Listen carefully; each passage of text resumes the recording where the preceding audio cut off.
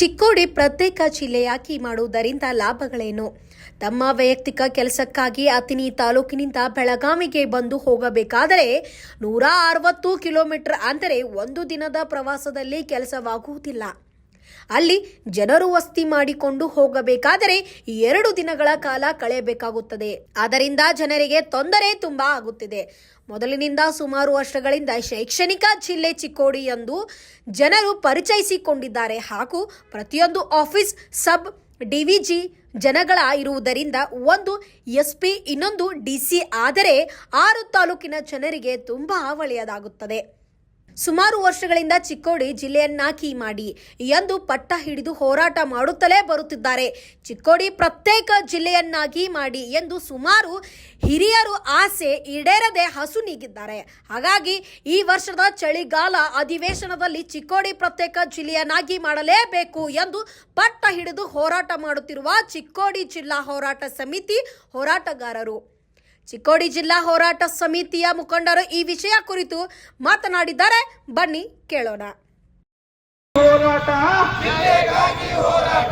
ಯಾದಕ್ಕಾಗಿ ಹೋರಾಟ, ಪ್ರತ್ಯೇಕ ಜಿಲ್ಲೆ ಯಾದಕ್ಕಾಗಿ ಹೋರಾಟ.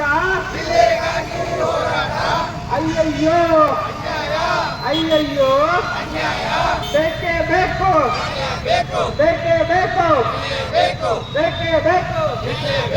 ಯಾದಕ್ಕಾಗಿ ಹೋರಾಟ, ಜಿಲ್ಲೆಗಾಗಿ ಹೋರಾಟ, ಪ್ರತ್ಯೇಕ ಜಿಲ್ಲೆ ಆಗಲೇಬೇಕು, ಪ್ರತ್ಯೇಕ ಜಿಲ್ಲೆ ಆಗಲೇಬೇಕು, ಯಾದಕ್ಕಾಗಿ ಹೋರಾಟ, ಜಿಲ್ಲೆಗಾಗಿ ಹೋರಾಟ, ಚಿಕ್ಕೋಡಿ ಜಿಲ್ಲೆ ಆಗಲೇಬೇಕು, ಚಿಕ್ಕೋಡಿ ಜಿಲ್ಲೆ ಆಗಲೇಬೇಕು, ಚಿಕ್ಕೋಡಿ ಜಿಲ್ಲೆ. ಸುಮಾರು ಕಳೆದ 30 ವರ್ಷಗಳಿಂದ ಈ ಒಂದು ಚಿಕ್ಕೋಡಿ ಜಿಲ್ಲೆಯ ಹೋರಾಟವನ್ನು ಭಾಳಷ್ಟು ಮುಂಚೂಣಿಯಲ್ಲಿ ನಡೆದು ಬಂದಿರತಕ್ಕಂಥ ಇತಿಹಾಸವನ್ನಿದೆ.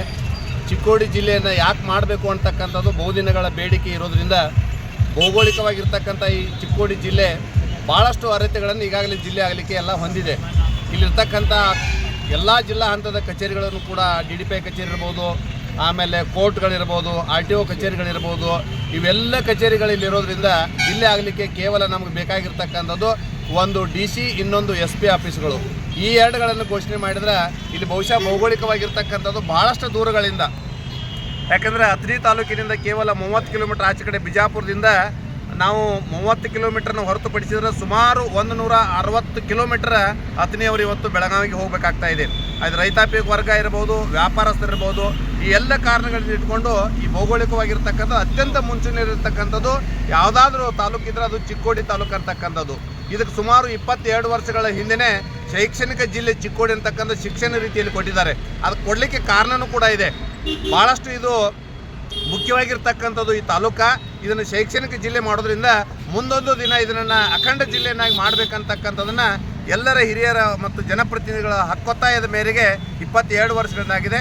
ಇದು 30 ವರ್ಷಗಳಿಂದ ಈ ಜಿಲ್ಲೆ ಘೋಷಣೆ ಆಗಬೇಕಂತ ತಿಳ್ಕೊಂಡು ಹಿಂದಿರ್ತಕ್ಕಂಥ ಸಂಗಪ್ಪ ಕಾಕ ಇರ್ಬೋದು, ದತ್ತು ಹಕ್ಯಾಗಳು ಇರ್ಬೋದು, ಬಾಳಸಾಬ್ ಒಡ್ರ ಇರ್ಬೋದು, ಆಮೇಲೆ ಕಿವಡ್ ವಕೀಲರು ಇರ್ಬೋದು, ಹೀಗೆ ವಿವಿಧ ಹಂತದ ಎಲ್ಲ ನಾಯಕರನ್ನು ಕೂಡ ಜಿಲ್ಲೆ ಆಗಲಿಕ್ಕೆ ಇದನ್ನು ಘೋಷಣೆ ಮಾಡಿದ್ದಾರೆ. ಆದರೆ ಇದು ಜನಪ್ರತಿನಿಧಿಗಳಲ್ಲಿರ್ತಕ್ಕಂಥ ಒಂದು ಹಿನ್ನಡೆನೋ ಅಥವಾ ನಮ್ಮಲ್ಲಿರ್ತಕ್ಕಂಥ ಹಿನ್ನಡೆನೋ ಗೊತ್ತಾಗ್ತಾ ಇಲ್ಲ. ಈ ಒಂದು ಬೆಳಗಾವಿಯಲ್ಲಿ ಇವತ್ತಿನಿಂದ ಪ್ರಾರಂಭ ಆಗಿರ್ತಕ್ಕಂಥ ಒಂದು ಚಳಿಗಾಲ ಅಧಿವೇಶನ ಏನಿದೆ, ಈ 10 ದಿನಗಳಲ್ಲಿ ಈ ಒಂದು ಜಿಲ್ಲೆಯನ್ನು ಚಿಕ್ಕೋಡಿ ಜಿಲ್ಲೆಯನ್ನಾಗಿ ಘೋಷಣೆ ಮಾಡಲಿಕ್ಕೆ ನಮ್ಮ ಎಲ್ಲ ಜನಪ್ರತಿನಿಧಿಗಳು ಸದನದ ಒಳಗೆ ಮತ್ತು ಸದನದ ಹೊರಗೆ ಹೋರಾಟವನ್ನು ಮಾಡಬೇಕಂತ ತಿಳ್ಕೊಂಡು ನಮ್ಮೆಲ್ಲ ಈ ಹೋರಾಟ ಸಮಿತಿಯವರು ಕೂಡ ಹಕ್ಕೊತ್ತಾಯವನ್ನು ಮಾಡ್ತಾ ಇದ್ದೇವೆ. ದಯಮಾಡಿ ಬಹುಶಃ ಈ 10 ದಿನಗಳಲ್ಲಿ ಚಳಿಗಾಲ ಅಧಿವೇಶನದೊಳಗೆ ಒಂದು ವೇಳೆ ಈ ಜಿಲ್ಲೆ ಆಗಲಿಲ್ಲ ಅಂದ್ರೆ ಜನಪ್ರತಿನಿಧಿಗಳ ಹಿತಾಸಕ್ತಿನೂ ಕೂಡ ಕಡಿಮೆ ಇದೆ ಅಂತಕ್ಕಂಥ ಭಾವನೆ ಆಗ್ತಾ ಇದೆ. ಆ ಹಿನ್ನೆಲೆ ಒಳಗೆ ಒಂದು ಮಾತಿದೆ ನಮ್ಮದು, ನಮ್ಮ ಎಲ್ಲ ಬೆಳಗಾವಿ ಜಿಲ್ಲೆಯ 18 ಜನ ಶಾಸಕರಿರ್ಬೋದು, 2 ಜನ ಮಂತ್ರಿಗಳಿರ್ಬೋದು, ವಿಧಾನ ಪರಿಷತ್ ಸದಸ್ಯರಿರ್ಬೋದು, ಲೋಕಸಭಾ ಸದಸ್ಯರಿರ್ಬೋದು, ಇವರೆಲ್ಲರೂ ಕೂಡ ಇವತ್ತು ಚಳಿಗಾಲದ ಅಧಿವೇಶನಕ್ಕೆ ಬಹುಶಃ ಚಿಕ್ಕೋಡಿ ಜಿಲ್ಲೆ ನೀವು ಮಾಡಲಿಲ್ಲಪ್ಪ ಅಂತೇಳಿದ್ರೆ ನಾವು ಬೈಕೌಟ್ ಮಾಡ್ತೀವಿ ಅಂತಕ್ಕಂಥದ್ದನ್ನು ಇಚ್ಛಾಪಡಿಸಿದ್ರೆ ಮಾತ್ರ ಇದು ಚಿಕ್ಕೋಡಿ ಜಿಲ್ಲೆ ಆಗಲಿಕ್ಕೆ ಸಾಧ್ಯ ಇದೆ. ಆ ಹಿನ್ನೆಲೆ ಒಳಗೆ ನಾವೆಲ್ಲ ಜನಪ್ರತಿನಿಧಿಗಳು ಒಂದು ಹೋರಾಟದ ಪರವಾಗಿ ವಿನಂತಿ ಮಾಡ್ಕೊಳ್ತಾ ಇದ್ದೀವಿ. ತಾವೆಲ್ಲ ದಯಮಾಡಿ ಈ 10 ದಿನದೊಳಗೆ ಚಳಿಗಾಲ ಅಧಿವೇಶನದೊಳಗೆ ನೀವೆಲ್ಲರೂ ಕೂಡ ಬೈಕೌಟ್ ಮಾಡ್ತಿರೋ ಅಥವಾ ಹೋರಾಟ ಮಾಡ್ತಿರೋ ಒಳಗಡೆ ಸದನದ ಒಳಗಡೆ ನೀವೇನಾದರೂ ಮಾಡಿರಿ. ನಮ್ಮದೊಂದು ಆಸೆ ಇದೆ ಚಿಕ್ಕೋಡಿ ಭಾಗದೊಳಗೆ, ಚಿಕ್ಕೋಡಿ ಜಿಲ್ಲೆನ ನೋಡಿ ನಾವು ತೀರ್ಮಾನ ಮಾಡಬೇಕಂತಕ್ಕಂಥ ಒಂದು ಎಲ್ಲ ರೈತಾಪಿ ವರ್ಗ ಇರ್ಬೋದು, ರೈತ ಸಂಘ ಇರ್ಬೋದು, ವಿವಿಧ ಸಂಘಟನೆಗಳೆಲ್ಲವೂ ಕೂಡ ಇದಕ್ಕೆ ಸಾಥನ್ನು ಕೊಟ್ಟಿದ್ದಾರೆ. ಅದಕ್ಕೆ ಒಂದೇ ಒಂದು ನಮ್ಮಲ್ಲಿ ವಿನಂತಿ ಇದೆ, ನಿಮ್ಮದು ಈ 10 ದಿನಗಳ ಒಳಗಾಗಿ ಈ ಚಳಿಗಾಲದ ಅಧಿವೇಶನ ಬಿಸಿ ಅಧಿವೇಶನ ಮಾಡಿ ಒಂದು ಸಿಹಿ ಸುದ್ದಿಯನ್ನು ನೀವು ಕೊಡ್ತಾರೆ ತಿಳ್ಕೊಂಡು ನಮ್ಮೆಲ್ಲ ಜಿಲ್ಲಾ ಹೋರಾಟದ ಪರವಾಗಿ ನಾವು ತಮ್ಮಲ್ಲಿ ವಿನಂತಿಯನ್ನು ಮಾಡ್ಕೊಳ್ತೇವೆ ಅಂತಕ್ಕಂಥ ಮಾತನ್ನು ಈ ಸಂದರ್ಭದಲ್ಲಿ ಅದಕ್ಕೆ ಇಷ್ಟಪಡ್ತಿದ್ದೀನಿ. ನಾನು ಚಂದ್ರಶೇಖರ್ ಅರ್ಭಾವಿ, ನಿವೃತ್ತ ಮುಖ್ಯ ಶಿಕ್ಷಕ, ಜಿಲ್ಲಾ ಹೋರಾಟ ಸದಸ್ಯನೂ ಕೂಡ ಹೌದು. ಆಗಿತ್ತು ತಮ್ಮೆಲ್ಲರಿಗೂ ಗೊತ್ತಿದೆ. ಇಲ್ಲಿ JH ಪಟೇಲ್ ಇದ್ದಾಗ ಗೋಕಾಕ ಮತ್ತು ಚಿಕ್ಕೋಡಿ ಮಾಡಿದ್ರು. ಅದಕ್ಕೆಲ್ಲ ಪಟ್ಟಬದ್ಧ ಹಿತಾಸಕ್ತಿಗಳು ಕನ್ನಡ ಸಂಘಟನೆಗಳನ್ನು ಮುಂದೆ ಮಾಡಿ ನಿಪ್ಪಾಣಿ ಮತ್ತು ಬೆಳಗಾವಿಯಲ್ಲಿ ಕನ್ನಡ ಮರಾಠಿ ಭಾಷೆ ಹೆಸರಿದರು. ಹಿಂಗೆ ಮಾಡಿದ್ರೆ ಕನ್ನಡ ಜನ ಓದ್ತೈತಿ, ಅದೆಲ್ಲ ತಪ್ಪೈತಿ. ನಿಪ್ಪಾಣಿ, ನಾನು ಕನ್ನಡ ಬಳಗದ ಅಧ್ಯಕ್ಷ, ನಾನು ನಿಪ್ಪಾಣಿಯಲ್ಲಿದ್ದೀನಿ. ಎಲ್ಲ ಕನ್ನಡಮಯ ವಾತಾವರಣ ಇದೆ, ತಾಲೂಕಾಗಿದೆ. ಅದಕ್ಕೆ ಬೆಳಗಾವಿಯಲ್ಲಿ ಅದು ಹೋಗಿದೆ. ಅದಕ್ಕೆ ಇವ್ರು ಏನೋ ಒಂದು ಕುಂಟಿನವ ಹೇಳಿ ಇದನ್ನು ಮಾಡ್ತಾರೋ. ಅದಕ್ಕೆ ಈ ಸಲ ಆಗ್ಬೋದು ಅಂತೇಳಿ, ಅದಕ್ಕೆ ಕಾರಣ ಅನೇಕದಾವು. ಈ ಸಲ ಆಗ್ತಿತ್ತು ಈ ಸಲ ಆಗದಿದ್ದಂದ್ರೆ ಮುಂದಿನ ಸಲ ಮಾತ್ರ ಅವ್ರು ಚಿಕ್ಕೋಡಿ ಜಿಲ್ಲೆ ಯಾವ ಪರಿಸ್ಥಿತಿ ಆಗೋದ. ನಮಗೇನು ನೀವು ಚಿಕ್ಕೋಡಿದು ಒಂದೇ ಮಾಡಿರಿ ಅಥವಾ ನಾವು 2 ಮಾಡಿರಿ ಅಂತ ಹೇಳಲ್ಲ. ನೀವು ಯಾಕೆ ಬೇಕಾದ್ರೆ ಮಾಡ್ಕೊಡಿ. ಅದ್ರ ಜೊತೆಗೆ ಚಿಕ್ಕೋಡಿ ಆಗಬೇಕು. ಯಾಕಂದ್ರೆ 10ನೇ ತಾಲೂಕನ್ನ ಬೆಳಗಾವಿಗೆ ಹೋಗ್ಬೇಕಾದ್ರೆ 150 ಕಿಲೋಮೀಟ್ರ್ ಆಯ್ತು. ಇಲ್ಲಿ ಆದರೆ 25 ಕಿಲೋಮೀಟ್ರ್. ನಮ್ಮ 6 ತಾಲೂಕುಗಳು ಅನ್ನೋದವಲ್ಲ, ಚಿಕ್ಕೋಡಿ ಆಗಲ್ಲ ಅಂತೇಳಿ ನಮ್ಮ ಬೇಡಿಕೆ ಐತೆ.